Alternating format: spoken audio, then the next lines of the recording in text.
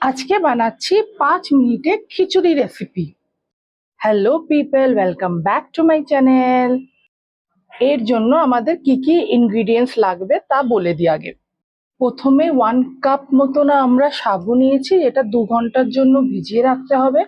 তারপরে boiled potato নিয়েছি, আর তারপরে আমরা নিয়েছি হচ্ছে বয়েলড মটরশুঁটি। 2 ঘন্টা ভিজিয়ে রাখলে সাবুটা একটু ফুলে উঠবে, এরকম দেখতে হবে।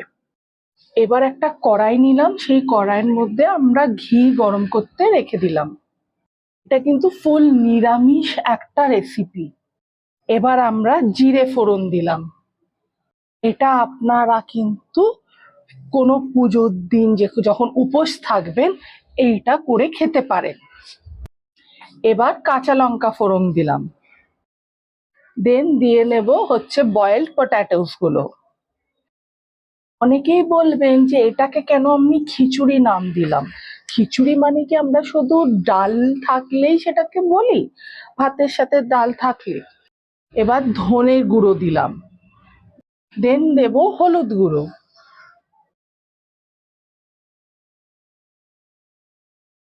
দেন দেব স্বাদ মতো নুন, দেন কালারের জন্য দেব কাশ্মীরি মির্চ। সব দিয়ে মিক্স করে ভালো করে নাড়িয়ে নিতে হবে। খিচুড়ি বলতে আমরা যেটা ভাবি সেটা হচ্ছে চালের মধ্যে ডাল মিক্স করে সেটাকে খিচুড়ি বলে।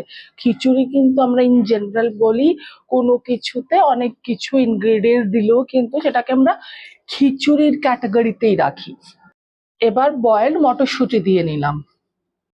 যা যা ইনগ্রিডিয়েন্টস দেবো দিয়ে ভালো করে কিন্তু নাড়িয়ে নিতে হবে। এটা কিন্তু গরম গরমই খেতে হবে, আর ঠান্ডা একদম খাওয়া যাবে না, তাহলে কিন্তু টেস্ট পাবেন না। এবার আমি মিক্স করে নিচ্ছি চপড টমেটো।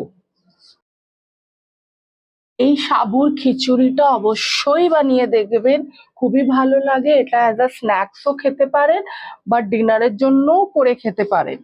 কেন কি আমি তো এটা ডিনারের জন্যই খেয়েছি, খুবই ভালো লেগেছে। খালি একটা কথা মনে রাখবেন, এটা কিন্তু দেবেন না, একদম ঠান্ডা হলে কিন্তু খাওয়া যাবে না, ভালো টেস্ট হবে না। এবার আমরা সাবুগুলো দিয়ে দিচ্ছি। আর সাবু দিয়ে কিন্তু বেশিক্ষণ নাড়াবেন না, নালে কিন্তু সাবুগুলো কিন্তু খুব স্টিকি হয়ে যাবে, যেটা ঠান্ডা হলেও হয়, মনে হবে চুইংগাম খাচ্ছি। একটু নাড়িয়ে আমরা তারপরে নামিয়ে নিয়েছিলাম। এটা কিন্তু মিডিয়াম ফ্লেমে হবে। এবার দিয়েছি চাট মশলা। চাট মশলা বা আমচুর পাউডার দিলে খুবই ভালো টেস্ট হয়। তো কিন্তু এবার বলবেন না যে এটা কি করে খিচুড়ি হলো, ডালই তো নেই, খিচুড়ি কি করে হলো সেটা কিন্তু আমি রিজনটা বলে দিলাম। এবার একটা সার্ভিং বোলে আমরা নামিয়ে নিচ্ছি। 1 কাপে যে যেরকম খেতে পারে, আমরা 3জন খেয়েছিলাম, আমি ডিনারের জন্য খেয়েছিলাম আর মা বাবা অ্যাজ আ স্ন্যাক খেয়েছিল। এবার যে যেরকম কোয়ান্টিটি খান সেই অনুসারে আপনারা মানে মেজারমেন্টটা নেবেন।